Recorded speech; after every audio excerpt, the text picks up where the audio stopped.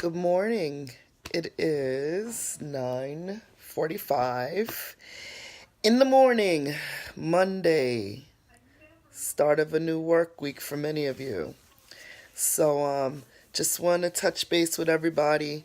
Something that I heard Anthony having to explain to an artist on the phone yesterday regarding submitting to the call. So I want to talk a little bit about that today, and I also want to thank people for posting their artwork, their selfies with their artwork.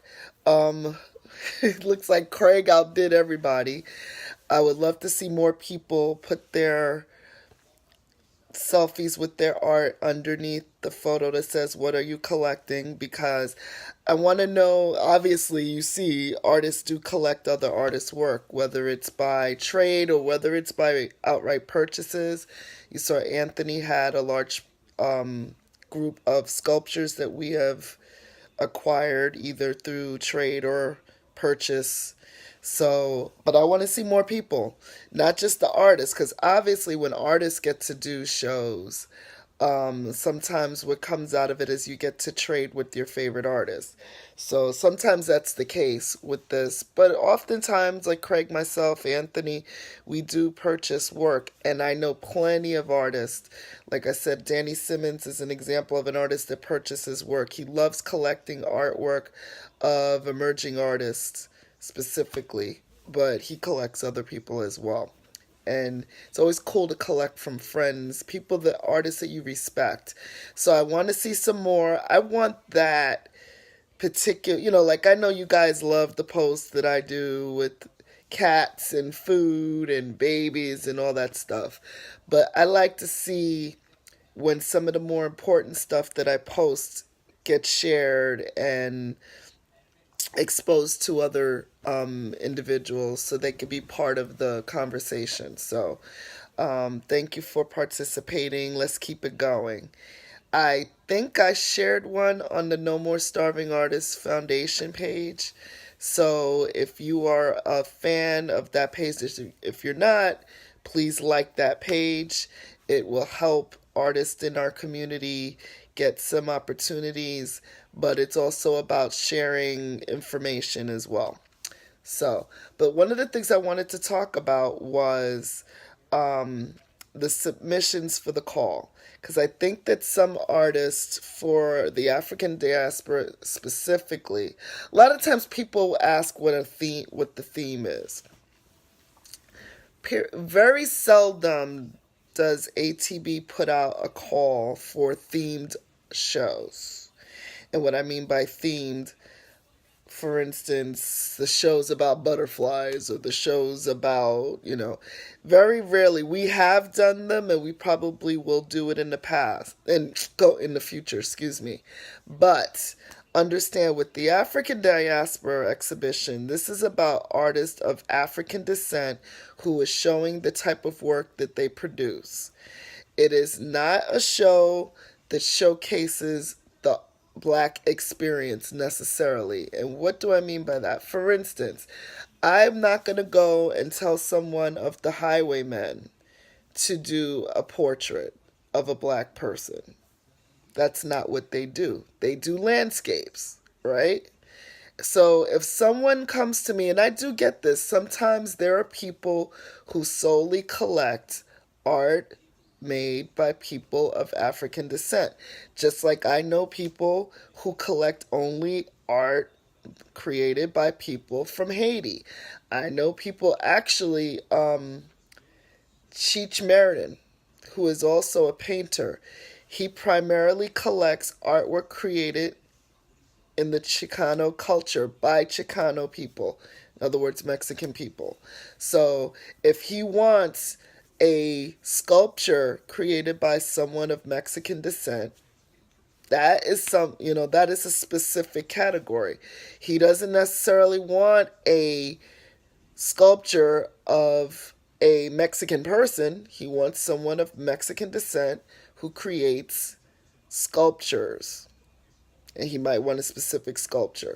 So it's the same thing with this show. And I think there's always been, over the last few years, some artists got it, you know, but some artists don't. And why I say that is because, if you are an artist that creates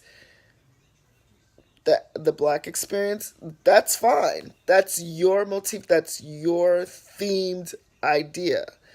But for instance, you see behind me, right? This is Barbara Cheeves. She creates quilts, pillows, obviously huge pieces of work with Japanese and African fabric. So that is her style. I'm not going to turn around and say, Barbara, can you do a portrait of a black person in your quilt style? Maybe she can do it, but that's not what she specializes in. So I'm not going to ask an artist to get out of their specialty. So for instance, Anthony, there are people who want artwork of animal life, wildlife, and there's some who actually want it created by a person of African descent. He fits that category, right? He's not a landscape painter, so he doesn't do a highwayman type of motif. So the goal is to get artists to show the work that they create, the stuff that they create. So when they come to our shows, when community comes to our shows, people of all walks of life, they can see that there is a variety of different ideas by different people. We do not like our shows to have people who work all the same. There are quite a few artists of African descent that when you look at, it's like 3 of them, you look at them, you can't tell them apart. And I don't know if it was from influence, because these 3 particular ones, I'm not going to name them. 2 of them know each other, and the other one, I don't know if it was an influence. But if I were to do a show and do an invitational, I would pick one of those 3. I would not have all 3 in the same show, because I do not want people to get confused. I want people to see a variety. That's what we specialize in, variety. When we invite jewelry designers to our show, we do not have the same type of jewelry designer. We may have somebody that specializes in metals. We may have someone that specializes in beads. We might have somebody that specializes in exaggerated motifs that could be mistaken as art that you can hang on the wall. So I named 3 types of people that that did or do our shows, and they all create their own work, but not one is the same, and that's how we want to keep it. So when you're applying for the exhibition, please do not create something that is not the way you normally would create. We want our clientele and the clientele that walks through the doors to have a unique experience of different people. And I hope that makes sense. I'm going to do an announcement later on the collaboration page so people can understand. We're not looking for you to recreate the wheel. We want you to showcase your pieces that you normally would do on the day-to-day basis. So, I wanted to get that out there. Also, in regards to support, because I did have a few people that were kind of like discussing it, well, what is it the need? What is the need for your show? What is it you need help with? Well, let me explain. When we did our shows in the past, we worked with the Armory one year, Palm Beach State College another year, and Center for Creative Education another year. All are funded through grants because they're 501c3s established, and one is a public college. So, but they do get grants and they do get, donors. We were blessed that we had some friends who support the exhibition where they sponsored our catalog. So they basically said, it was 4 people 4 different people that gave us the money that we needed to be able to finance the catalog, because the catalog is one of our main things that we give out so people can take it with them and be able to, in the future, say, you know what, I remember this sculpture at the show by this artist. I want to look up this artist. And they had the opportunity to do so because we provided them with a solid catalog. Not like a catalog full of just advertisers, but a catalog that had also artists in there, but had advertisers who they would see support art, so they would patronize their business. So that's basically what these catalogs are for. So, what do we need help with? Pretty much everything except the building. We already have our sponsor for the building, which is City Place / Related Group. They have once again come through and helped us with that process. But there are things that we need. We got to get insurance for the building. We have to get the collateral, the catalogs, like I told you about, signage, the food part. If we can, like right now, somebody just reached out to me. I reached out to a spirits company to see if they would be interested in sponsoring the booze for the opening night. We're looking for food sponsors. All those things that you guys experienced from year 1 to year 3 is what we need for our show. So the cool thing is since we just started our nonprofit, now the nonprofit doesn't have we have some funds in there. We're raising money so we can have our first goal met. But you can underwrite through that nonprofit, which means it would be tax deducted. Because part of the reason that nonprofit was established was to help artists and build opportunity for raising money for the events that we do, so that artists can get the best of the best, so our clientele can get the best of the best, so our community can experience what Anthony and I has scouted out to do 20 plus years ago.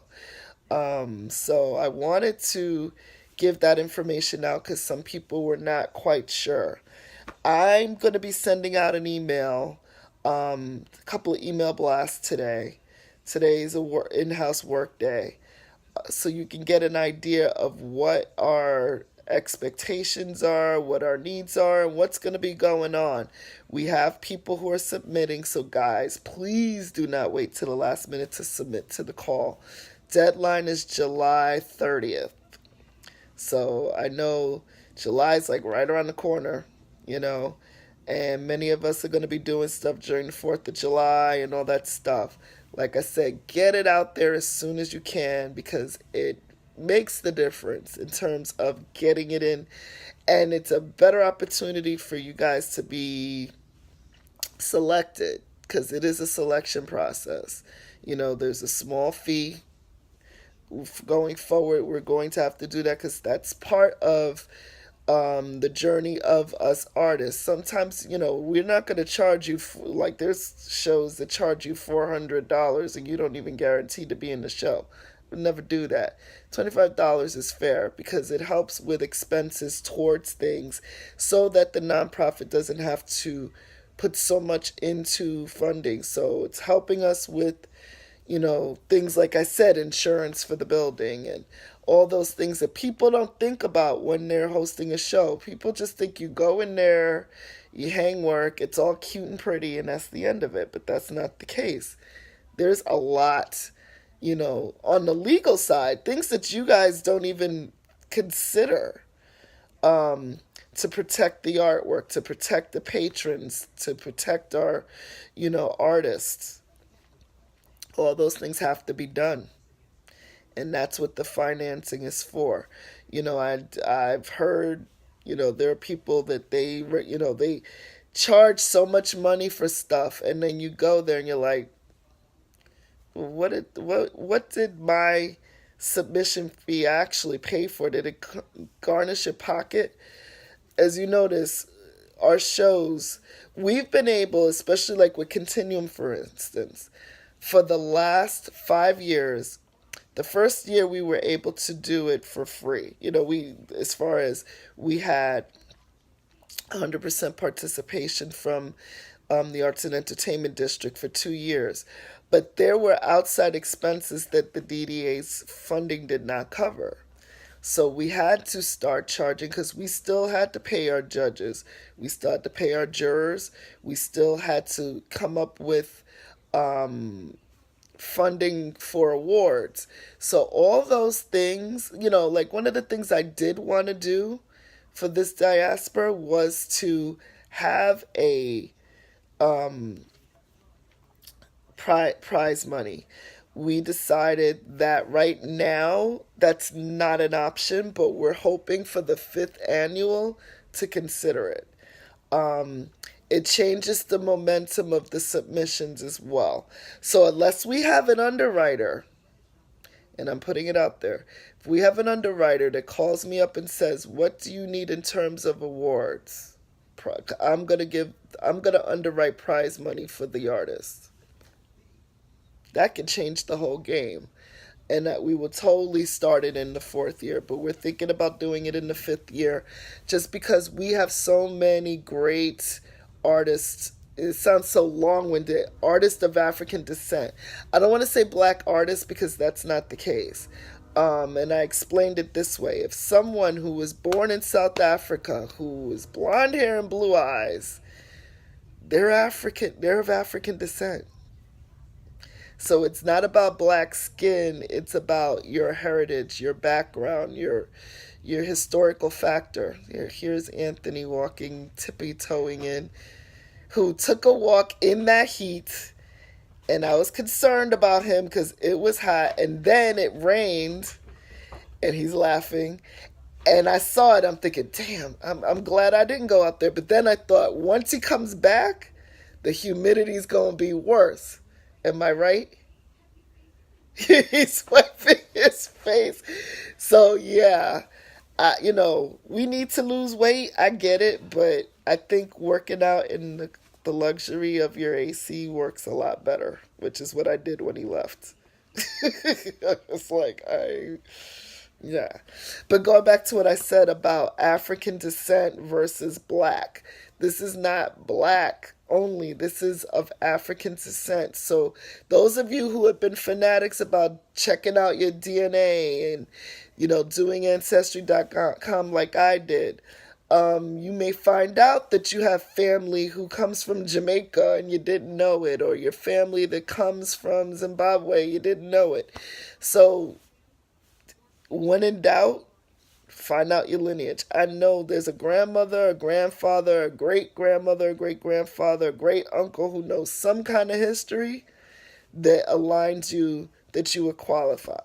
So don't assume that, again, that it has to do with black skin. Just like I was saying before, we want you guys with your artwork to showcase your art that represents what you do. So again, if I had a client that came to me and said, and I know I'm repeating myself, but I'm repeating myself on purpose for a reason, because over the last 3 years, I have found that artists were starting to create work that's not in their, it's not what they normally do. So we're looking at the wall, and people might love it, but we invited the artists. A lot of times it's artists we invite that tend to do this. When we invite you to this show for a specific reason because we appreciate the specific work that we saw in galleries, in your studio. We're not asking you to recreate something that you normally don't create. Like I said, you wouldn't ask a highwayman to do a portrait. You know what I mean? If Anthony is in his wildlife mode and there's somebody that wants an artist of African descent that happens to do wildlife, I can call on Anthony. You get what I'm saying? He's not turning around and creating landscapes because that's not what he does. I probably would go to a highwayman, and I know a few of them. So that's what I'm getting at. Create what you normally create. Don't use this time to start experimenting with ideas. When we say give us your best that you normally do, give us your best that you normally do. Don't try to do somebody else's work. Because again, the goal And the other thing that's interesting, I have some submissions that came through. And like I said, there are artists that tend to, the ones that their work is similar, they tend to connect. I have two artists whose work is slightly similar. And what probably will happen, only one will get selected because we do not want art that looks exactly like another person. So it's about what the judges decide they want. Is it this one or this one? Because they're similar. Same with photography. The photography, if the like we have different photographers we deal with at Continuum. Not one of those photographers' work is the same. You know, so don't try to create somebody else's style, please. Don't. Don't try to create another style that's not your style. We don't want that.